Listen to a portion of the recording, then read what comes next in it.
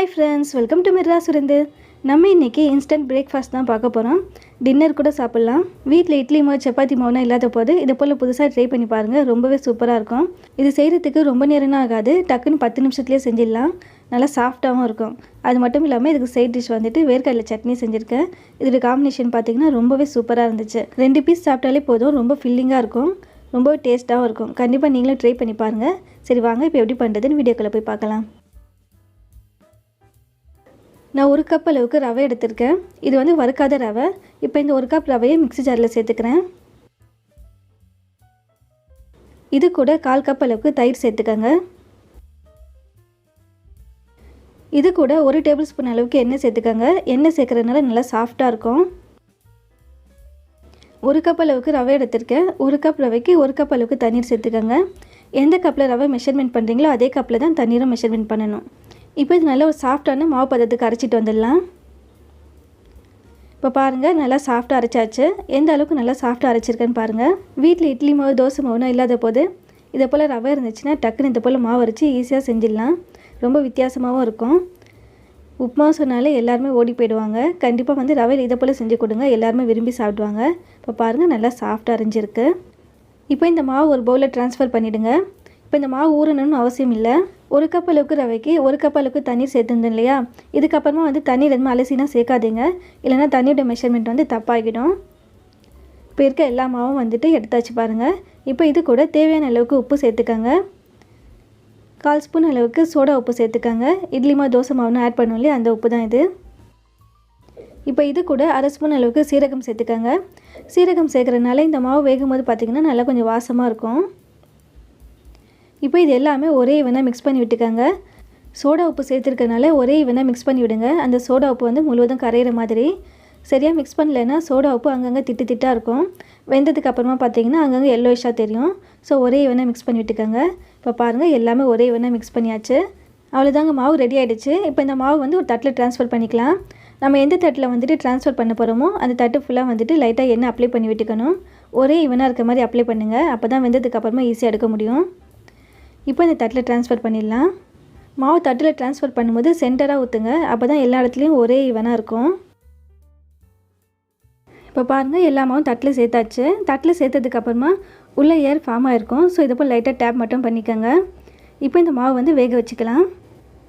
இப்போ பாருங்கள், ஒரு அகலமான கடாயில் தண்ணி சேர்த்து நல்லா சூடானதுக்கப்புறமா நம்ம தட்டில் சேர்த்துருக்க மாவு வந்து அதில் வச்சு வேக வச்சுக்கலாம். பார்க்குறதுக்கு கலர்ஃபுல்லாக இருக்கிறதுக்காக இதுக்கு மேலே லைட்டாக மிளகாய் பொடி தூவி விட்டுக்கிறேன். லைட்டாக தான் சேர்க்குறோம், அதனால காரம்னா இருக்காது. மிளகாய் பொடிக்கு பதில் மிளகு பொடி கூட தூவி விட்டுக்கலாம். இது உங்களுக்கு ஆப்ஷனல் தான், வேண்டாம்னா ஸ்கிப் பண்ணிக்கோங்க. பார்க்குறதுக்கு வந்துட்டு கலர்ஃபுல்லாக இருக்கும், அதுக்காக தான் லைட்டாக சேர்க்குறேன். ஸ்டவ் மீடியம் ஃப்ளேமில் வச்சுட்டு மூடி போட்டு மூடி வச்சுடுங்க. 10 நிமிஷம் அளவுக்கு வெந்தால் போதும், நல்லா வெந்துடும். இப்போ பாருங்கள், 10 நிமிஷம் ஆகிடுச்சு. ஓப்பன் பண்ணி பார்க்கலாம். நல்லா வெந்துருச்சு பாருங்கள். நல்லா சாஃப்டாக வெந்திருக்கு. இப்போ ஸ்டவ் ஆஃப் பண்ணிடலாம். இதோடைய சூடு வந்து முழுமையாக ஆறினதுக்கு அப்புறமா எடுக்கலாம், இல்லைனா ஒட்டிட்டு வரும். இப்போ பாருங்கள், சூடு முழுமையாக ஆறிடுச்சு. ஆறினதுக்கு அப்புறமா பார்த்திங்கன்னா எடுக்கிறதுக்கு ரொம்ப ஈஸியாக இருக்கும். எண்ணெய்னா வந்து அப்ளை பண்ணியிருக்கனால ரொம்பவே ஈஸியாக எடுத்துடலாம். பார்க்கும்போது உங்களுக்கே தெரியும், நல்லா சாஃப்டாக இருக்குது பாருங்கள். லைட்டாக ஒரு கரண்டியில் இதை போல் வந்துட்டு லைட்டாக எடுத்து விட்டிங்கன்னா போதும். இப்போ இது ஒரு தட்டில் ட்ரான்ஸ்ஃபர் பண்ணிடலாம். லைட்டாக இப்படி டேப் மட்டும் பண்ணி விடுங்க, விழுந்துடும். இப்போ இது வந்து நம்ம பீஸ் போட்டுக்கலாம். பீஸ் வந்து உங்களுக்கு வந்துட்டு சைஸ் எப்படி வேணுமோ அது போல் பீஸ் போட்டுக்கோங்க. இது வந்துட்டு எண்ணெயில் வந்து லைட்டாக ஃப்ரை பண்ணாமல் இப்படியே சாப்பிட்டாலும் ரொம்ப சாஃப்டாக இருக்கும், இட்லி மாதிரி. நான் வந்து லைட்டாக இது எண்ணெயில் ஃப்ரை பண்ண போகிறேன். ஏன்னா மேலே வந்து முறுமுறுன்னு இருக்கிறதுக்காகவும் உள்ளே சாஃப்டாக இருந்தால் நல்லாயிருக்கும், அதுக்காக தான். உங்களுக்கு வந்துட்டு ஃப்ரை பண்ணுறது வந்து ஆப்ஷனல் தான். வேண்டான்னா நீங்கள் இப்படியே கூட சாப்பிட்லாம். நல்லா சாஃப்டாக இட்லி மாதிரி இருக்கும். இப்போ பாருங்கள், நான் பீஸ் கட் பண்ணிட்டேன். நல்லா சாஃப்டாக இருக்குது. இப்போ இது வந்து நான் லைட்டாக ஃப்ரை பண்ணிக்கிறேன். ஒரு பேனில் 2 டேபிள் ஸ்பூன் அளவுக்கு எண்ணெய் சேர்த்துக்கோங்க. எண்ணெய் லைட்டாக சூடானதும் ஒன்று ஒன்றா சேர்த்து ஃப்ரை பண்ணிக்கலாம். ரொம்பனா வந்து டீப் ஃப்ரைனா பண்ண வேண்டாம், லைட்டாக மட்டும் ஃப்ரை பண்ணாலே போதும். நல்லா மேலே முறுமுறுன்னு ஆகிடும். ஒரு பக்கம் ஃப்ரை ஆனதும் ஒன்று ஒன்றா திருப்பி போட்டுக்கலாம். இதே போல் வந்து கரண்டியில் வந்து லைட்டாக அழுத்தம் கொடுத்துக்கோங்க. அப்போ சீக்கிரமாக ஃப்ரை ஆகிடும். இப்போ பாருங்கள், ஒரு பக்கம் நல்லா வந்து ஃப்ரை ஆகிடுச்சு. இப்போ திருப்பி போட்டுக்கிறேன். இதே மாதிரி ஒன்று ஒன்றா திருப்பி போட்டுக்கலாம்.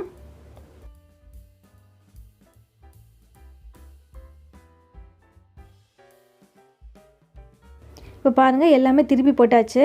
அதே மாதிரி மேலே வந்து லைட்டாக இது போல் அழுத்தம் கொடுத்துக்கோங்க. இப்போ பாருங்கள் எல்லாமே நல்லா ஃப்ரை ஆகிடுச்சு. இப்போ இது ஒன்று ஒன்றா எடுத்துடலாம். சூடாக இருக்கும்போது சாப்பிடுங்க, ரொம்ப டேஸ்ட்டாக இருக்கும். ஏன்னா மேலே நல்லா மொறுமொறுன்னு இருக்கும், உள்ளே நல்லா சாஃப்டாக இருக்கும். எல்லாமே நல்லா ஃப்ரை ஆகிடுச்சு பாருங்கள். பார்க்கும்போதே உங்களுக்கே தெரியும், நல்லா கலர்ஃபுல்லாக இருக்குது. எப்போவுமே ரவையில் உப்புமா தான் செய்வோம். ஒரு முறை இதை போல் ட்ரை பண்ணி பாருங்கள், டிஃப்ரெண்ட்டாக இருக்கும், எல்லாருமே விரும்பியாக சாப்பிடுவாங்க. இதுக்கு சைட் டிஷ் வந்து வேர்க்கடலை சட்னி செஞ்சுருக்கேன். இதோடைய காம்பினேஷன் பார்த்திங்கன்னா அவ்வளோ சூப்பராக இருந்துச்சு. கார சட்னி கூட இதுக்கு பக்கா காம்பினேஷனாக இருக்கும். உங்களுக்கு வந்து எந்த சட்னி விருப்பமாக இருக்கோ அதை வச்சு சாப்பிடுங்க, ரொம்பவே டேஸ்ட்டாக இருக்கும். டேஸ்டியான இன்ஸ்டன்ட் பிரேக்ஃபாஸ்ட் சூப்பராக ரெடி ஆகிடுச்சு பாருங்கள். 2 பீஸ் சாப்பிட்டாலே ரொம்ப ஃபில்லிங்காக இருக்கும். கண்டிப்பாக ட்ரை பண்ணி பாருங்கள். இந்த ரெசிப்பியில் உங்களுக்கு ஏதாவது டவுட்ஸ் இருந்தாலும் கமெண்ட்ஸில் கேளுங்க. பார்க்குறதுக்கு பீஸா மாதிரி இருக்கனால பசங்களும் ரொம்ப விரும்பி எடுத்து சாப்பிடுவாங்க. கண்டிப்பாக ஒரு மாதிரி ட்ரை பண்ணி பாருங்கள், உங்களுக்குமே ரொம்பவே பிடிக்கும். உங்களுக்கு இந்த ரெசிபி பிடிச்சிருந்துச்சுன்னா கண்டிப்பாக வீட்டில் ட்ரை பண்ணி பாருங்கள். ட்ரை பண்ணி பார்த்துட்டு எப்படி இருக்குன்னு நீங்கள் கூட கமெண்ட்டில் ஷேர் பண்ணிக்கோங்க. ஃப்ரெண்ட்ஸ், ஃபேமிலி, ரிலேட்டிவ்ஸ் வேறு யாருக்காவது இந்த ரெசிபி தேவைப்பட்டாலும் இந்த வீடியோ ஷேர் பண்ணிவிடுங்க. மறக்காமல் நம்ம மெட்ராஸ் விருந்து சேனலுக்கும் சப்ஸ்கிரைப் பண்ணிக்கோங்க. தேங்க்யூ.